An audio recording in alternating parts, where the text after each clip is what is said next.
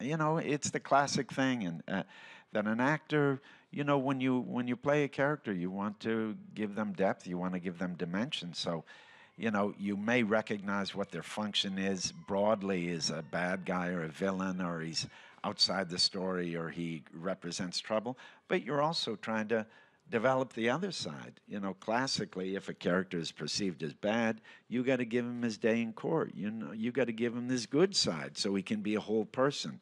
Because, you know, what's good to some people is bad to other people. You know, we got to be careful about these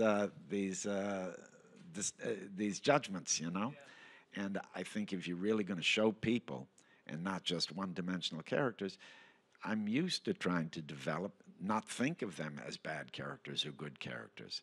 So it's a long-winded answer to basically, when I'm approaching Bobby, I don't know that. I just know I'm going to find out who he is. I'm going to find out who he is by playing the scenes. And I don't say, oh, good, here I have a warm character to play. I'm not even conscious of that. I really am not. I'm aware that he's not necessarily a bad guy, but he has to do some tough things. I don't know how it's going to go down.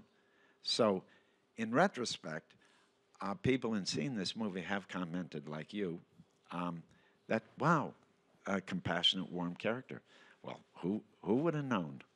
You know? Like I said, I've seen you play compassionate, warm characters before, but No, I get it. I get it. But yeah. you seem to have a good film knowledge. Try. Where sometimes people that are more used to maybe a handful of films that I've done, if they happen to be a handful of films where I played what are perceived as negative characters, then they'll say, "Wow, you're always the bad guy." I don't perceive it that way. And even in sometimes in movies where someone might perceive you as a bad guy, I don't perceive it as a bad guy because I'm trying to identify with the guy. I'm trying to elevate him. I'm not trying to not judge him. I'm trying to give him a chance, you know.